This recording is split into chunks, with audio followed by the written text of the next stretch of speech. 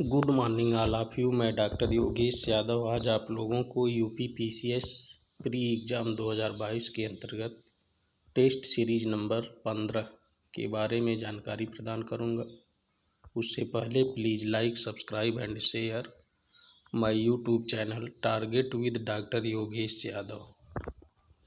Question number 1, pheromones सामान्यतः उत्पन्न किया जाता है। ऑप्शन ए सांपों द्वारा, ऑप्शन बी पक्षियों द्वारा, ऑप्शन सी चमगादड़ों द्वारा, ऑप्शन डी कीटों द्वारा। फेरोमोन्स सामान्यतः कीटों द्वारा उत्पन्न किया जाता है। क्वेश्चन नंबर 1 का डी ऑप्शन सही है।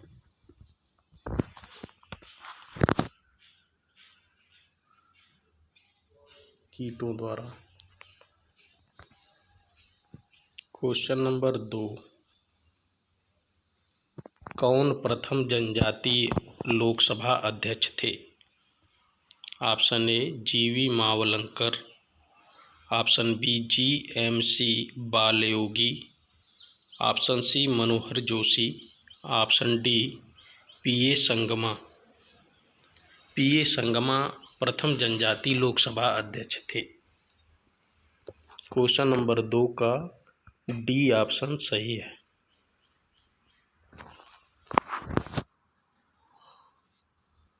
पीए संगमा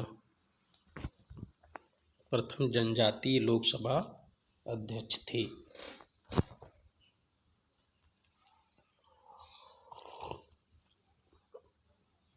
क्वेश्चन नंबर 3, मानव पूंजी में बढ़ता हुआ विनियोग अग्रसारित करता है। ऑप्शन ए संसाधनों का समुचित प्रयोग, ऑप्शन बी उत्पादकता में वृद्धि, ऑप्शन सी कुशलता में विकास। मानव पूंजी में बढ़ता हुआ विनियोग अग्रसारित करता है। संसाधनों का समुचित प्रयोग ऑप्शन ए, ऑप्शन बी उत्पादकता में वृद्धि, ऑप्शन सी कुशलता में विकास। तो उपरोक्त सभी को अग्रसारित करता है। क्वेश्चन नंबर 3 का D option is correct. D, उपरोक्त सभी।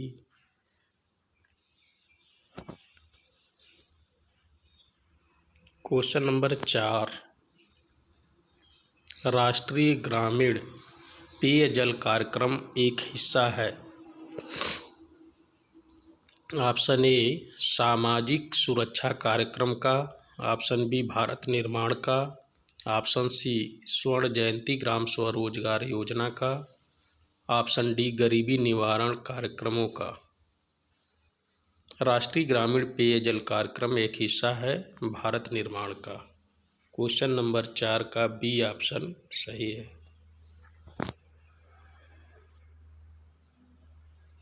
भारत निर्माण का। क्वेश्चन नंबर 5, राष्ट्रीय मतदाता दिवस मनाया जाता है। ऑप्शन ए 15 जनवरी को, ऑप्शन बी 25 जनवरी को, ऑप्शन सी 15 फरवरी को, ऑप्शन डी 25 फरवरी को। राष्ट्रीय मतदाता दिवस 25 जनवरी को मनाया जाता है। क्वेश्चन नंबर 5 का बी ऑप्शन सही है।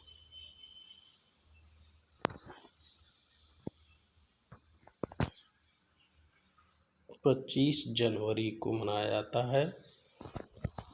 इसकी शुरुआत 25 जनवरी 2011 से राष्ट्रीय मतदाता दिवस के रूप में की गई थी, जो प्रतिवर्ष 25 जनवरी को मनाया जाता है।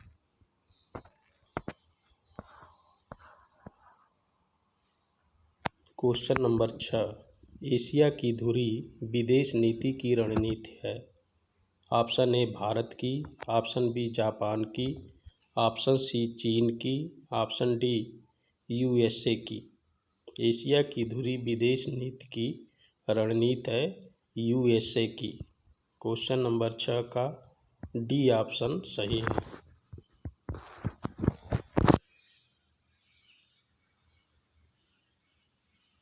USA की।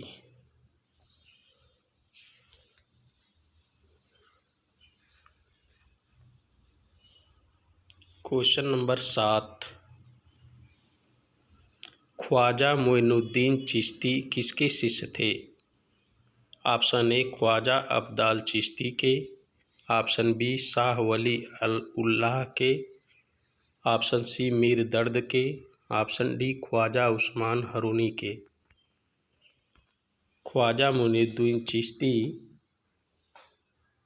ख्वाजा उस्मान हरूनी के शिष्य थे। क्वेश्चन नंबर 7 का डी ऑप्शन सही है। 7 का D, Khwaja Usman Haruni.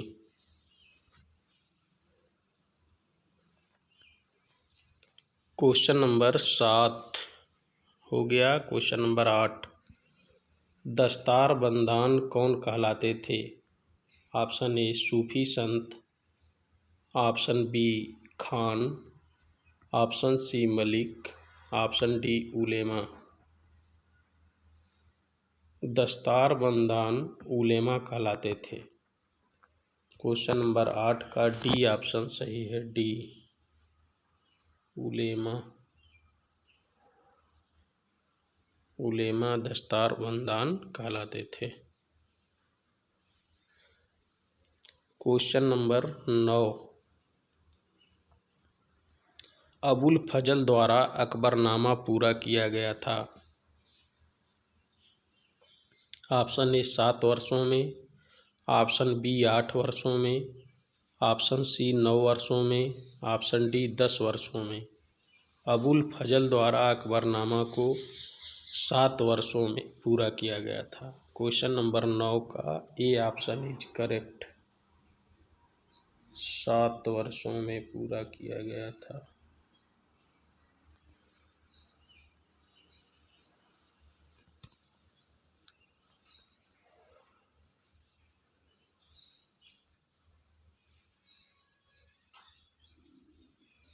Question number 10, British पत्रकार H.W.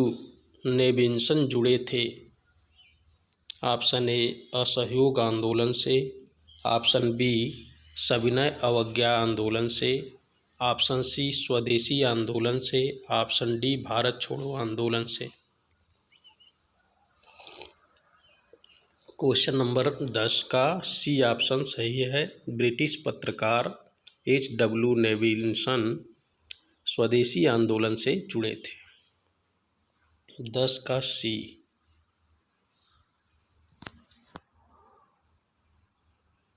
स्वदेशी आंदोलन से जुड़े थे।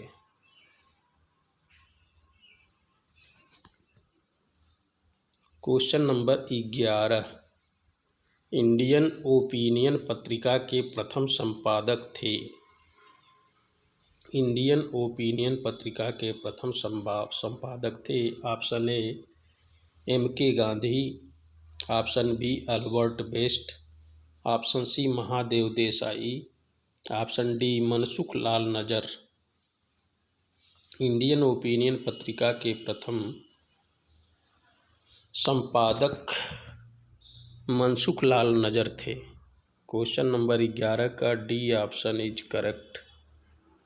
मनसुख लाल नजर सही है, D option is correct. Question number 12, the man who divided India पुस्तक के लेखक थे। The man who divided India पुस्तक के लेखक कौन थे? Option A Maulana Abul Kalam Azad, option B doctor Rajendra Prasad, option C Rafiq Zakaria, option D Larry Collins और Dominique Lapierre. The man who divided India पुस्तक के लेखक रफ़ीक जकारिया थे। क्वेश्चन नंबर 12 का C option is correct. C option सही है, रफीक जकारिया।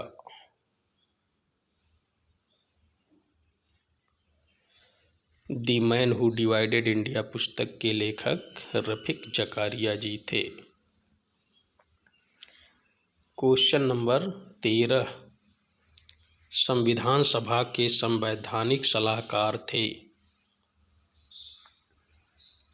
संविधान सभा के संवैधानिक सलाहकार थे। Option A Sachchidanand Sinha, option B K M Munshi, option C B N Rau, option D T T Krishnamachari. Question number 13 का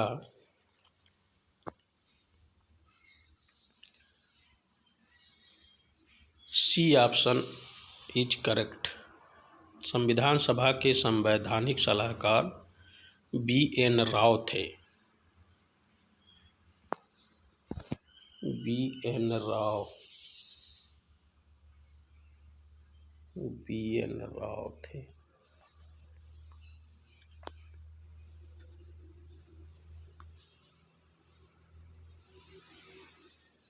क्वेश्चन नंबर 14, सर्वोच्च न्यायालय का न्यायाधीश अपना पद त्याग सकता है पत्र लिखकर। सर्वोच्च न्यायालय का न्यायाधीश अपना पद त्याग सकता है पत्र लिखकर। ऑप्शन ए मुख्य न्यायाधीश को, ऑप्शन बी राष्ट्रपति को, ऑप्शन सी प्रधानमंत्री को, ऑप्शन डी विधि मंत्री को। सर्वोच्च न्यायालय का न्यायाधीश अपना पद त्याग सकता है राष्ट्रपति को पत्र लिख करके। क्वेश्चन नंबर 14 का बी ऑप्शन इज करेक्ट। राष्ट्रपति को पत्र लिख करके वो अपना पद त्याग सकता है।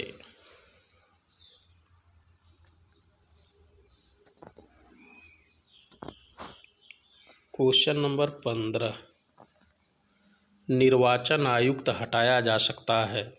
ऑप्शन ए मुख्य निर्वाचन आयुक्त द्वारा, ऑप्शन बी प्रधानमंत्री द्वारा, ऑप्शन सी मुख्य निर्वाचन आयुक्त के परामर्श पर राष्ट्रपति द्वारा, ऑप्शन डी भारत के मुख्य न्यायाधीश द्वारा।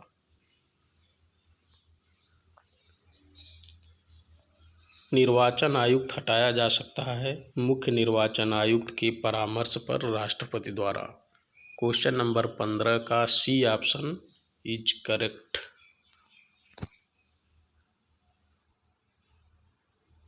मुख्य निर्वाचन आयुक्त के परामर्श पर राष्ट्रपति द्वारा हटाया जा सकता है।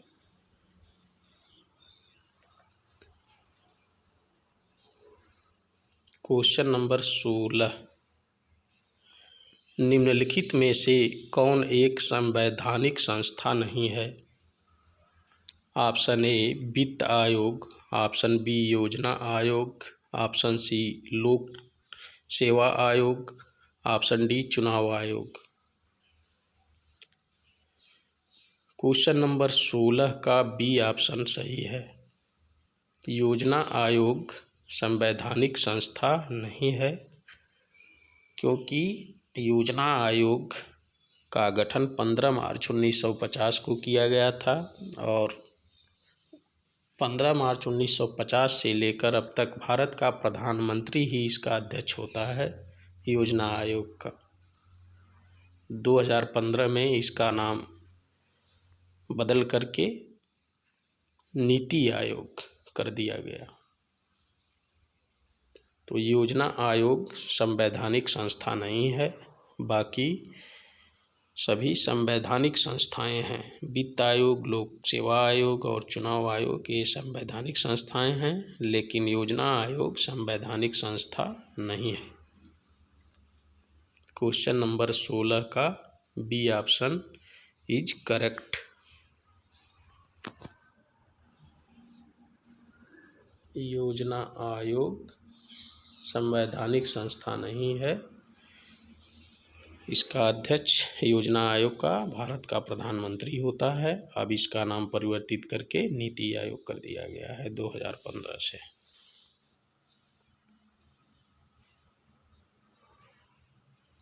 Question number 17। भारतीय संसद की लोक लेखा समिति के अध्यक्ष को कौन मनोनीत करता है?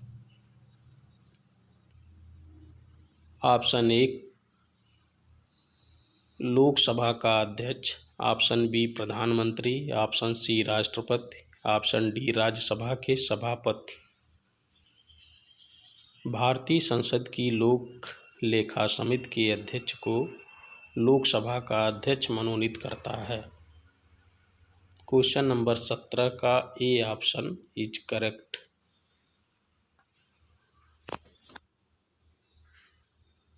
लोकसभा का अध्यक्ष मनोनीत करता है। क्वेश्चन नंबर 18 लास्ट क्वेश्चन है।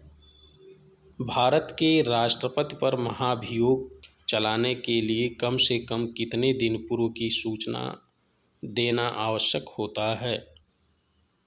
ऑप्शन ए 7 दिन, ऑप्शन बी 14 दिन, ऑप्शन सी 21 दिन, ऑप्शन डी 30 दिन। क्वेश्चन नंबर 18 का बी ऑप्शन सही है।